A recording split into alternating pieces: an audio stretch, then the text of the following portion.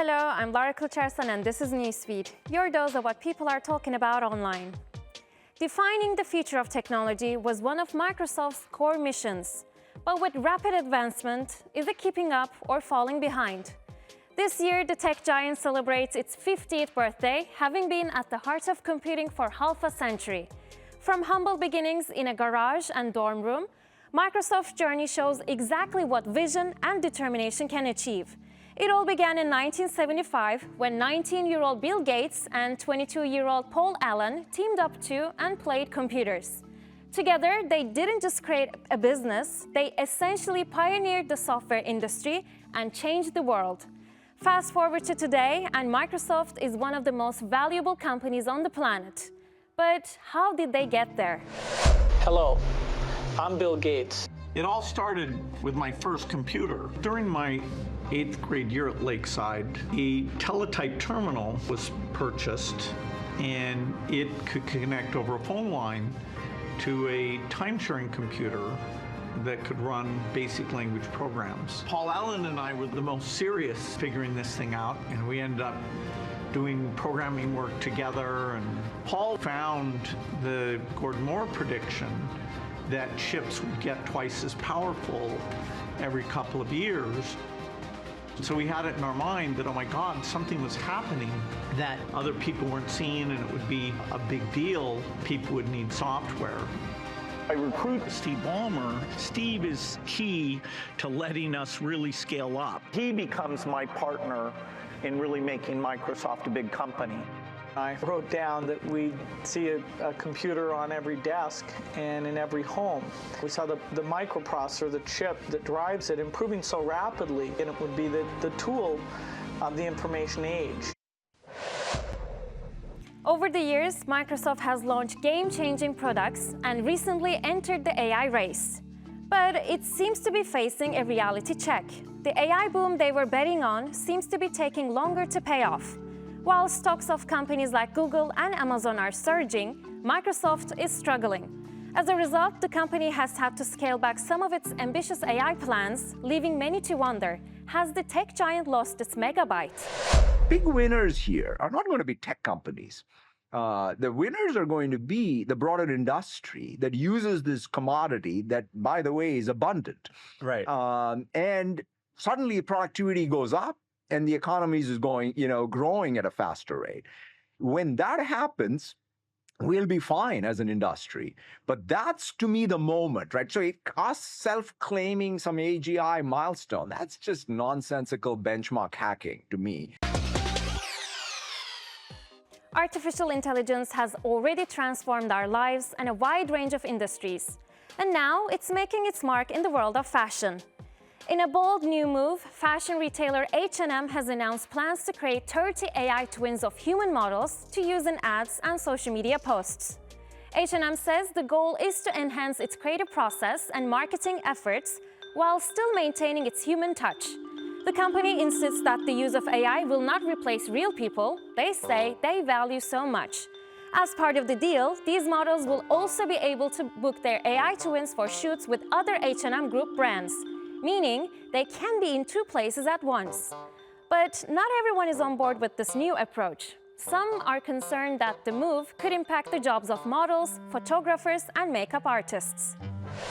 From their perspective, it's basically using a model's face, one that you recognize, to create a fake digital world where they can then plug in their products to sell you guys, the consumers. This basically means that they're no longer going to have to hire photographers, stylists, hair makeup artists, and everybody that's involved in producing these ad campaigns that they use for marketing. And obviously using AI tools is going to save them a lot of money. Okay, so now let's talk about the ripple effect that this will have for models in the fashion world at large. Number one, is this dangerous and detrimental to models? Yes and no. Yes, it's going to be detrimental to models who do not have a brand and who do not have a following on social media. At least right now, the success of this concept relies solely on the fact that they're using models who have an image and likeness that is already established in the world. To my knowledge, they're not testing this thing out with unknown faces. But already with social media and the way that modeling has gone, you've already been told by me that you need to be a brand. You cannot just rely on being a pretty face. So really, it doesn't change what you should already be doing to stand out as a model to be able to be successful in today's world. Why do I say that? It's because brands still need someone that's famous, someone that has a face that everybody recognizes. They're not just going to use random people anymore, because especially now that they could use your digital twin, it's even more important that you have an established audience who knows you.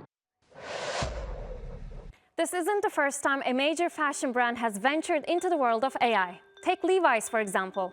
They've been using AI-generated models alongside their human ones. And last year, Margot launched a campaign created entirely by AI to promote its youth collection. Part of the reason why luxury brands and fast fashion are turning to AI is to stay competitive. Since AI models never need breaks and can work around the clock, brands can produce a vast amount of content in a short amount of time. Palestinians trapped in the Gaza Strip continue to suffer from Israel's brutal war. Over 50,000 people have been killed and more than 100,000 have been injured.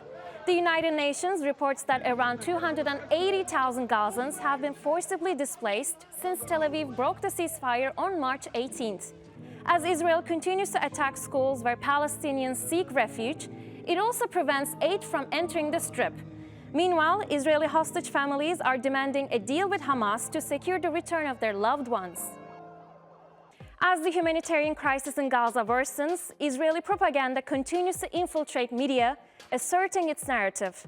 This manipulation is embedded in popular TV shows, from crime dramas to feel-good sitcoms, shaping audience perceptions in often unnoticed ways.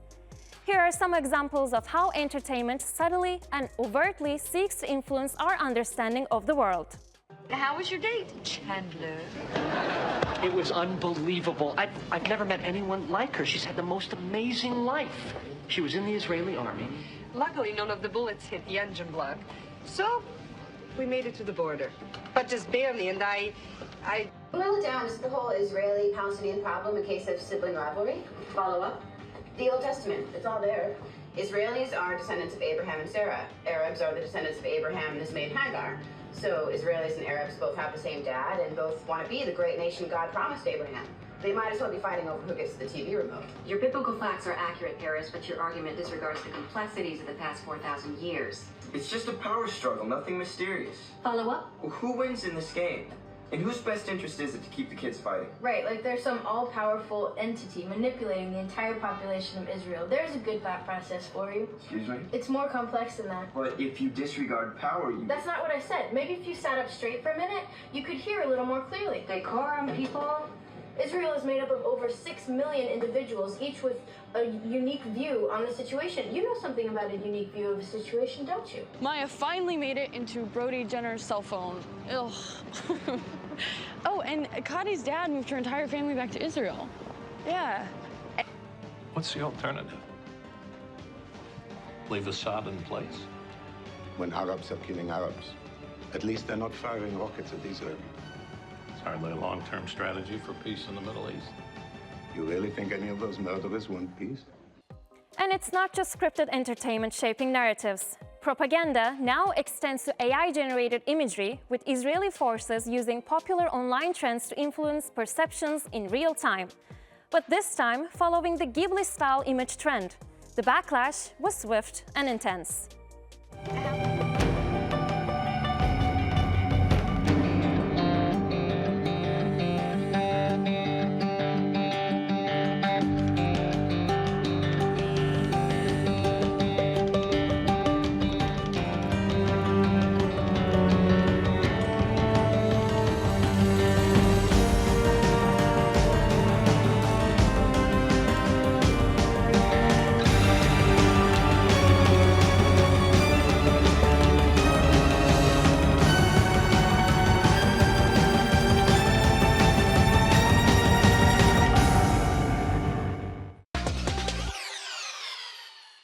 The internet rarely agrees on anything, but when it comes to Margot Robbie and Fennell's upcoming adaptation of Wuthering Heights, there is an unusual consensus. The 2026 remake of Emily Bronte's classic novel has been slammed since its announcement. The 18th century story of love, obsession, and revenge has been adapted numerous times, But this latest version is already facing criticism over casting choices and historical accuracy. There's been a lot of debate over the casting of 34-year-old Margot Robbie as Catherine Earnshaw, since Cathy is supposed to be a teenager in the novel. Jacob Elordi's casting as Heathcliff has also raised eyebrows. Heathcliff is described as having dark skin and facing racial abuse in the novel. The 2011 adaptation was the first to cast a black actor, James Howson, as Heathcliff. So seeing Elordi take on the role is seen as a step backwards. The controversy escalated when set photos emerged last week. These are leaked photos from the Wuthering Heights movie, and everyone is freaking out because this dress apparently is not right for this character, Cathy. This style of dress, the white, did not exist in this time period. Because apparently they only became a thing when Queen Victoria wore one in 1840. With the skirt and the sleeves and the neckline, it is not gothic. And what are these bright colored flowers and this shiny fabric on her veil? No, it's not gothic. What in the Khaleesi is this? It doesn't go with the book. It doesn't go with her character. She's not blonde. This is not a Victorian hairstyle.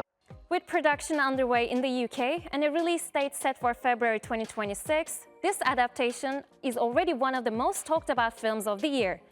With more reveals still to come, the debate is unlikely to die down anytime soon. But still, some argue it's too soon to judge and we should just trust the process. Emerald went to one of the best private schools in England and then went on to Oxford.